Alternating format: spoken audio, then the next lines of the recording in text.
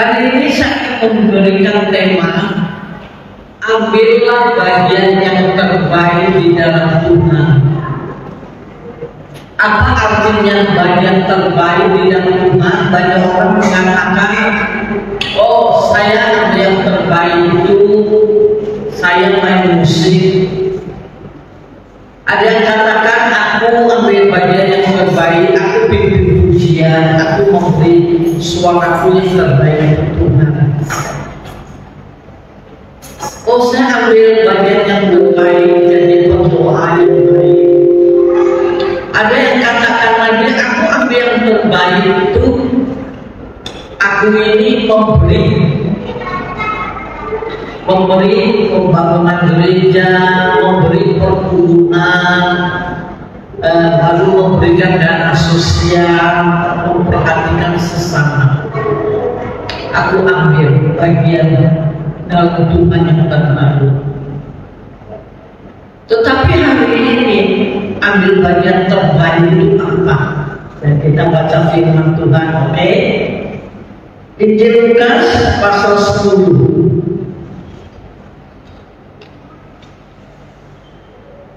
Ayat 38 sampai 42, saya baca ayat 38, Anda baca 39 sampai selesai. Maria dan Marta. Ketika Yesus dan murid-muridnya dalam perjalanan, tibalah ia di sebuah kampung. Seorang perempuan yang bernama Marta menerima dia.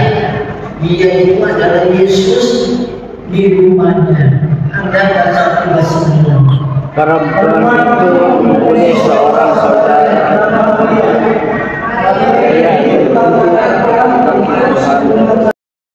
Kita melihat dua saudara ini dilahirkan satu kandungan, tapi karakternya beda sekali. Yang satu corewet sekali, ya, suka ngomong, ya. Yang satu pendiam, tidak suka ngomong, tidak suka komentar, tapi suka menerima dan mendengar yang baik. Itu akan terjadi di gereja juga begitu. Lahir dari Tuhan Yesus, tapi kita punya karakter lain-lain. Ada yang suka komentar, ya. Apa itu pimpin pujian kok lemas sekali? Coba kamu lihat pimpin pujian itu, mukanya nggak ada senyum, ya. Tidak ada hati yang sungguh-sungguh. Tapi bukan saya katakan ada, ya. Apa itu pengkhotbahnya? Khotbahnya muter-muter akhirnya. Saya pernah dengan seorang kaya raya ke Jakarta. Ada seorang hamba Tuhan yang terkenal sedang khotbah. Khotbahnya mungkin sudah pikir, khotbahnya muter-muter. Dia teriak di kursi itu, Pak Pendeta, kamu punya khotbah seperti kaset aja, terulang-ulang terusnya. Dia kritik, ya seperti Marta. Nah kita belajar buat kakak adik ini, Maria, dia tidak bekerja, dia tidak sibuk untuk Tuhan. Dia itu duduk di bawah kaki Tuhan, ya, misalnya Tuhan di sini, dia duduknya seperti gini, ya. Tuhan sampaikan apa dia dengar ada, ya, dia bermanis-manis, dia dengar. Tetapi Marta dia berdiri, dia sibuk, maka mungkin dia mau masak untuk Tuhan. Jadi ini Maria dia duduk mendengarkan firman Tuhan. Kalau orang dunia katakan, oh ini pemalas Tuhan. Ya, bahasa Mandarin bukan kocok, ya, sangat malas. Sudah tahu Tuhan ada datang, Yesus yang mau ke rumahnya, harusnya dia juga harus sibuk. Oh memang pemalas. Tapi herannya yang saya belajar dari firman Tuhan, pemalas menurut orang dunia, tapi Tuhan puji. Tuhan katakan Maria sudah ambil bagian yang terbaik dari Tuhan. Jadi bingung ya, kenapa ya kok bisa gitu ya? Ternyata Tuhan bukan karena engkau punya kesibukan dia, bukan kamu punya mulut banyak komentar untuk dia, tapi Tuhan mau hatimu. Amin. Tepuk tangan Yesus. Dia memberikan hatinya. Kalau kita datang seni ibadah cuma mau sotong buka kasih gembala, percuma, ya, percuma. Tapi kalau kita datang ke gereja, kita memberikan hati kita.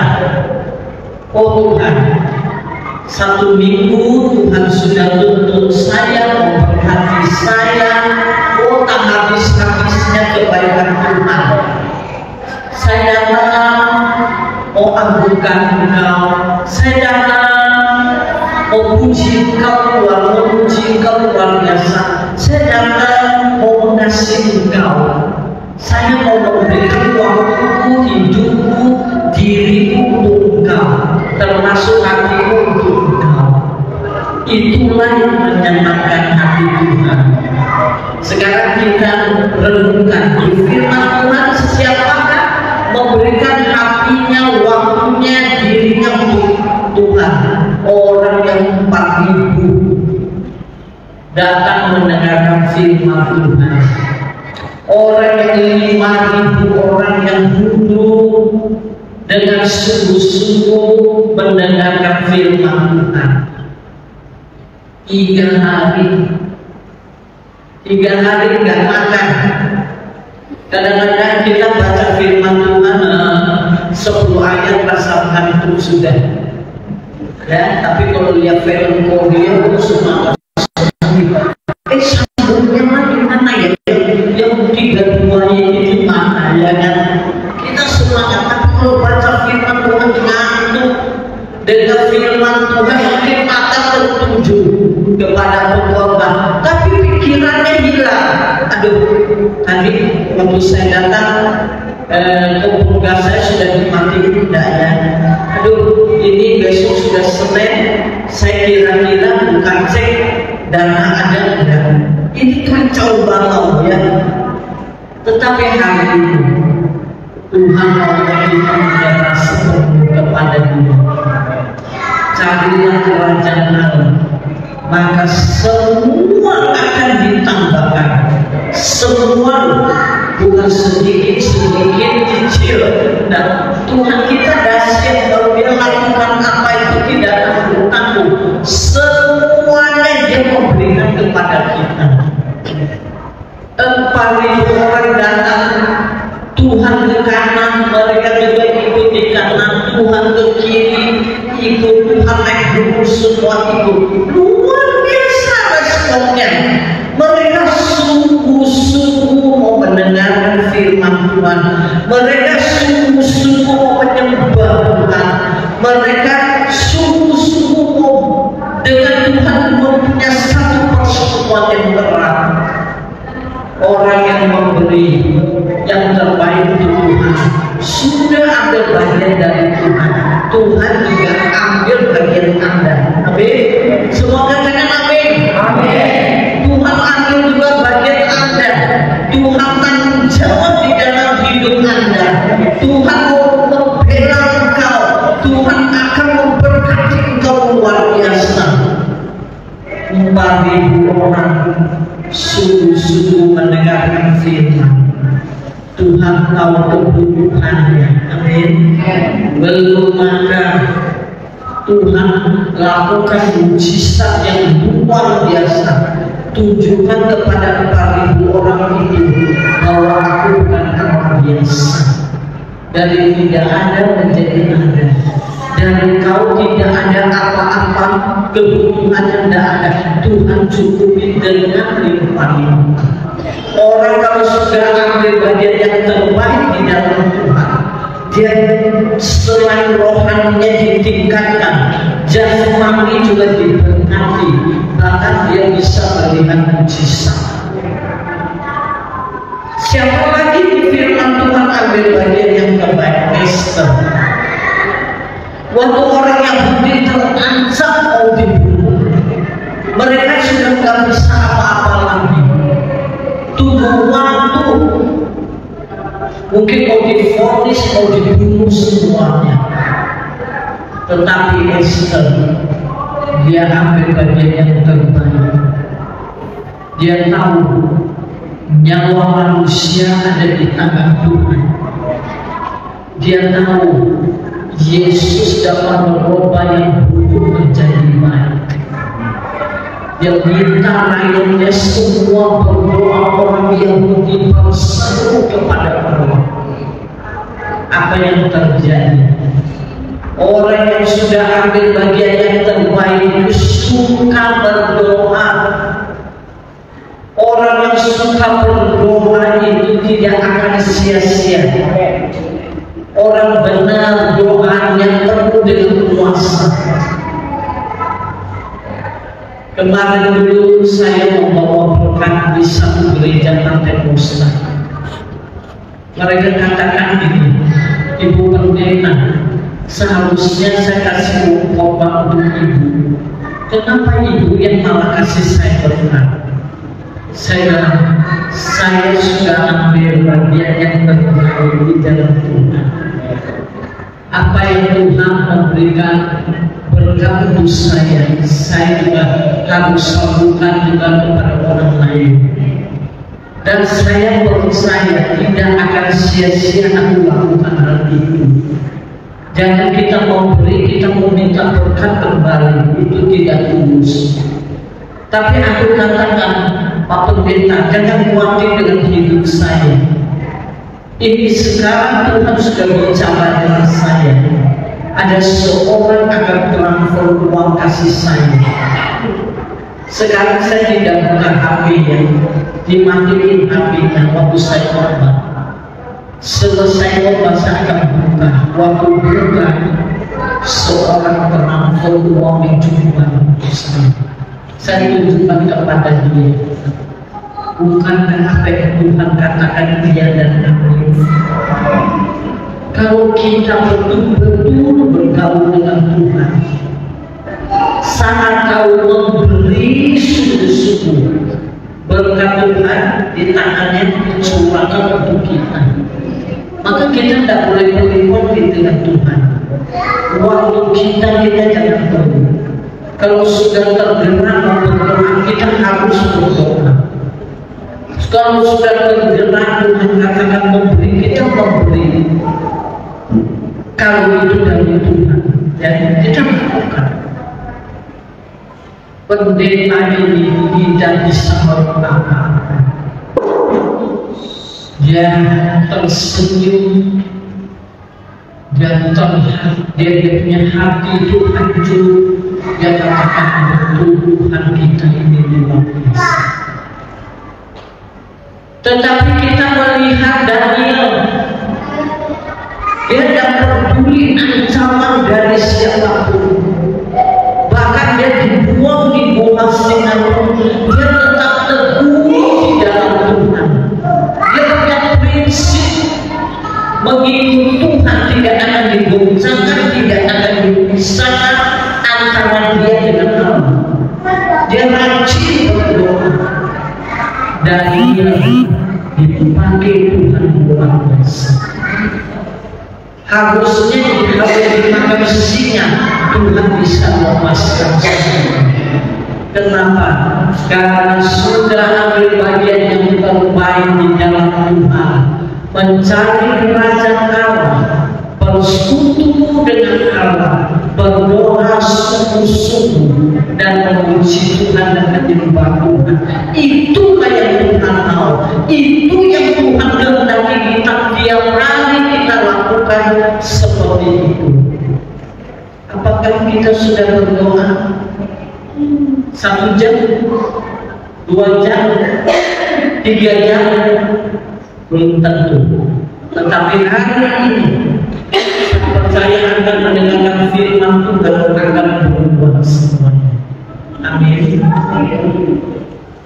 Saya mulai jadi orang Kristen berdoa. Saya belajar berdoa. Ya, dari agama lain saya bertobat, saya mulai belajar. Anda tahu, di dalam doa itu banyak rahasia Tuhan itu menyampaikan kepada kita. Ya. Sekarang di dalam gelas ini ada air. Ya, ada air, ada batu. Ya, air ini, batu ini adalah manusia. Air ini adalah Tuhan atau Tuhan. Ya, sekarang ini batu saya masukkan di dalam air. Anda sudah lihat? Ya, sudah lihat. Lalu saya keluarkan batu ini. Yang basah hanya di luar saja, yang basah tidak, tapi di dalam itu sudah basah. Artinya seringkali orang Kristen di luar saja dia sebagai orang Kristen, tapi di dalamnya dia belum menerima Yesus dalam hidupnya. Dia belum bisa bersekutu dengan Tuhan sungguh-sungguh. Dia datang ibadah cuma karena dia takut gembala nanti besok lagi, ya, takut nanti dikomongin orang Kristen kok tidak ibadah. Tapi dalamnya tidak basah, dalamnya artinya apa? Tidak ada roh Tuhan masuk dan tidak membuka pintunya untuk Tuhan, tidak menerima Tuhan sungguh-sungguh, dalamnya kosong. Tapi kalau angin taufan datang, dia gampang terpelanting dan hancur. Ya, orang yang tidak suka baca firman Tuhan, orang yang tidak suka berdoa, orang yang suka menolak kebenaran, dalamnya kosong. Ada pencobaan datang, dia akan roboh. Dia tidak bisa berdiri teguh, roboh lagi, hancur. Ya. Tetapi kita ambil ini seumpama dengan manusia. Tuhan kita dengan firman Tuhan kita masukkan.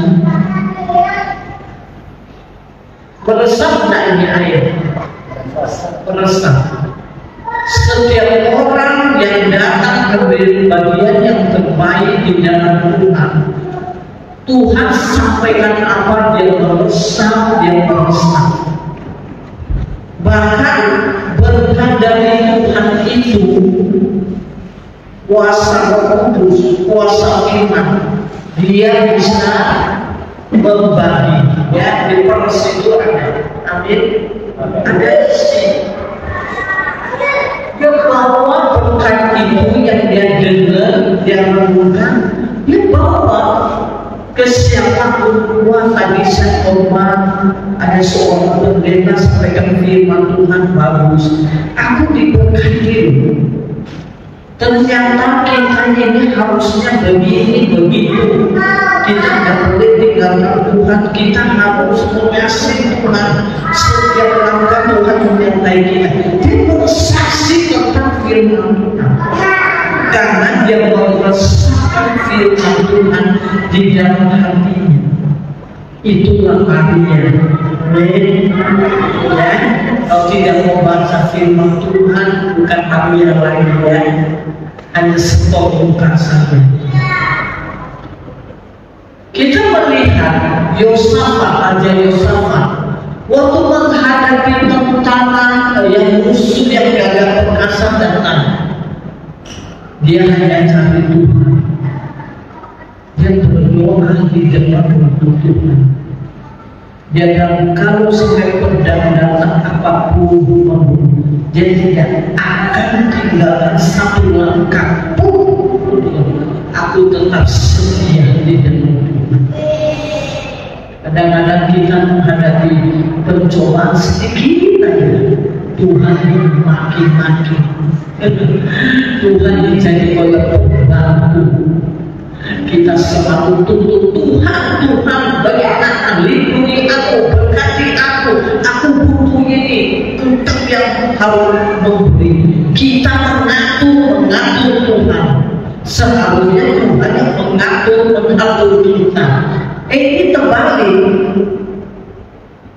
Sikap seperti ini Tuhan tidak suka. Tapi Yosafat, Raja Yosafat, dia menyerah sepenuh Tuhan. Aku tidak akan tinggalkan rumah Tuhan. Saya baru baca firman aku menangis. Luar biasa kesetiaan, luar biasa imannya kepada Tuhan.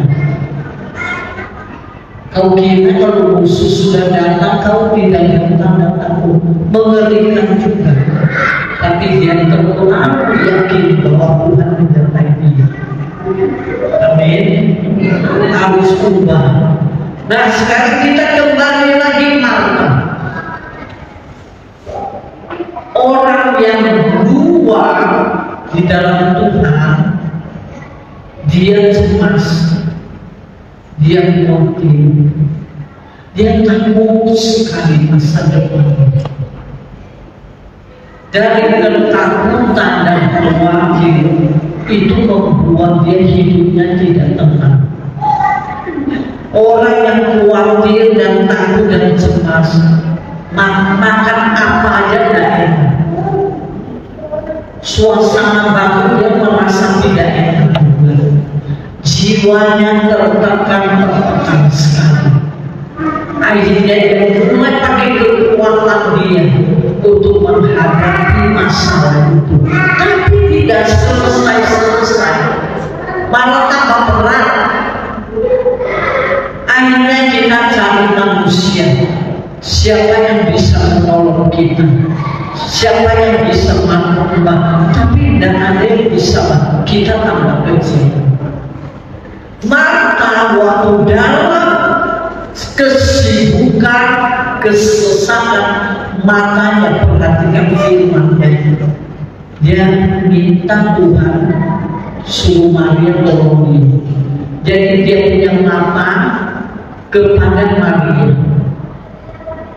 Perhatikan firman Tuhan. Dalam kesesatan seringkali kita juga demikian. Tuhan suruh itu Maria bantu saya. Jadi kalau sampai Maria angkat kaki di tempat itu bantu dia merasa tenang, dia merasa ada kekuatan, ya kan? Karena Maria sudah ada di sisinya. Seharusnya kita jangan mempunyai iman begitu. Ada Tuhan Yesus, ada Maria. Seharusnya kita andal kekuatan Tuhan. Oh Tuhan ada orang di sini, di depan saya. Untuk apa saya mau khawatir? Dia mengatakan dia adalah Tuhan penolong saya. Saya harus tenang. Saya masak aja untuk mereka. Oh Maria ini nggak apa-apa lah duduk di sini supaya imannya lebih kuat, rohani lebih sehat. Bagus loh kalau dia bisa bersekutu. Nah itu tandanya orang yang ada dia di dalam Tuhan, dia sudah dewasa.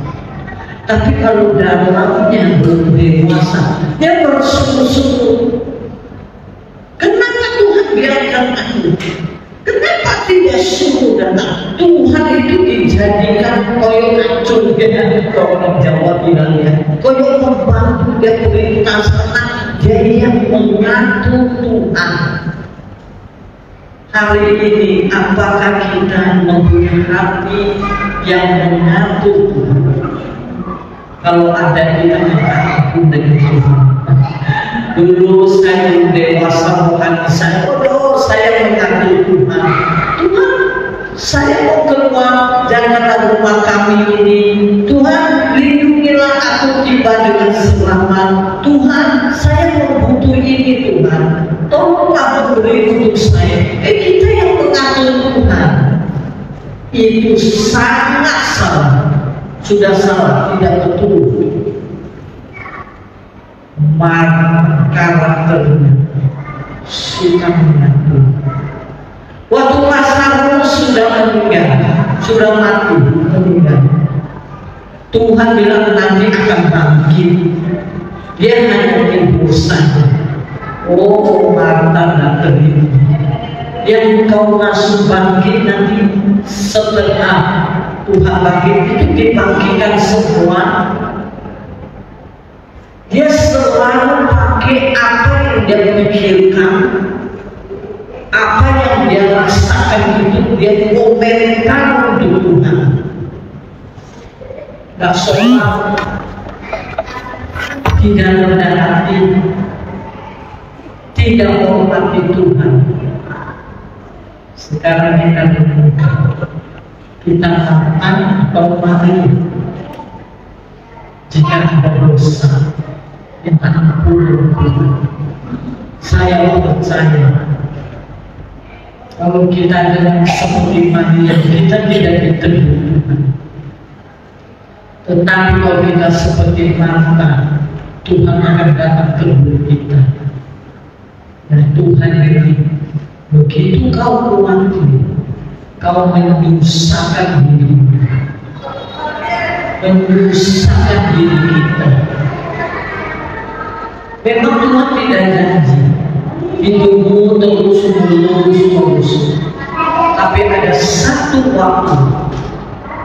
Dia di Mazmur 4 pasal 23. Ada waktu Tuhan bawa kita berubah itu ke bentuk yang hijau. Artinya memberi kebutuhanmu dicukupi sampai kau tidak perlu. Tapi saat peningkatan Tuhan sudah tiba waktu, Tuhan bawa kau masuk di batu kegelapan. Tuhan pun, aduh datang Tuhan, aduh aku gak mampu Tuhan. Tapi ingat, tongkat dan ganda Tuhan tidak akan tinggal kepadamu, dia bersama dengan kamu. Tongkat dan ganda itu adalah senjata untuk melawan binatang buas. Artinya kekuasaan Tuhan, kehebatan Tuhan menyertai Anda. Amin. Hari itu jika kita tetap bertahan karakter kita seperti mana, kita keras kepala aku, kita tak mau rendah hati, mungkin saat ini kita juga dibawa dalam kegelapan, kau tidak akan berhasil. Saya setiap kali mau khotbah, saya pasti duduk di bawah kaki Tuhan. Tuhan, apa yang kau mau bicara, kau bicara. Kau pakai mulut saya ini Tuhan. Saya menyembah, memuji Dia, sembah Dia lagi, memuji Dia. Dan Tuhan berilah hikmat dari surga turun di hati saya, pikiran saya, sehingga aku dapat berbanyak Tuhan. Saya tidak perlu khotbah untuk berapa ribu orang, sedikit pun tidak masalah. Tapi kualitas doanya luar biasa. Ada beberapa pendeta Ibu Kris boleh nggak khotbah di gereja? Gerejanya besar dan berkat juga besar. Tapi satu hari Tuhan katakan, kamu mau nggak masuk di desa, khotbah di gereja yang kecil-kecil, tapi kamu tidak dapat berkat apa-apa, maksudnya tidak dapat uang. Saya katakan Tuhan, saya Kenapa saya melakukan itu? Karena aku sudah ambil bagian di dalam anak yang terbaik. Saya berangkat 18 jam, 32 jam, pernah sampai 48 jam saya kerja terus. Dan ini Tuhan sudah kasih saya timika, saya akan pergi juga. Dan ini berapa tim sudah tunggu saya. Kalau tanggal waktu sudah tiba, saya akan berangkat. Tidur hanya 2-3 jam saja. Saya kalau tidur setelah jam 3 subuh, tapi jam 4 baru saya tidur. Ya. Jam 7 saya sudah siap ganti baju. Anda berapa jam? Memang saya kurangi apa yang makan, jangan terlalu. Soalnya kalau sudah jalan jauh itu capek, saya kurang. Maka turunlah 3,5 kilo, enteng sekali.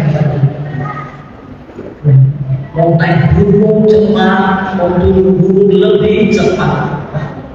Saya pelayanan misi terus masuk melayani banyak orang. Sekarang aku sedang doaku, kapan ibu bisa kembali? Sedang berdoa. Toli juga minta ibu kan kedepan. Sedang berdoa. Orang sudah ambil bagian Tuhan yang terbaik, tidak berani bertindak sendiri, tapi Tuhan yang bertindak di depannya, Tuhan yang tuntun. Amin. Setiap saya ke satu tempat pelayanan, banyak orang katakan aku diberkati. Aku cuma katakan kemudian hanya bagi Tuhan. Kita ini tidak ada apa-apanya. Tuhan aja mau pakai luar biasa. Tuhan menghargai kita. Dan jadi kita jangan seperti Marta bersungguh-sungguh tidak ada sukacita, selalu menyusahkan diri. Tetapi hari ini izinkanlah Tuhan, lakukanlah sesuatu dalam hidupmu sehingga kamu mengalami satu sukacita yang luar biasa. Hidup yang tenang, hidup beriman seperti Maria, hidup di dalam Tuhan, sehingga kemuliaan Allah dinyatakan di dalam hidupmu.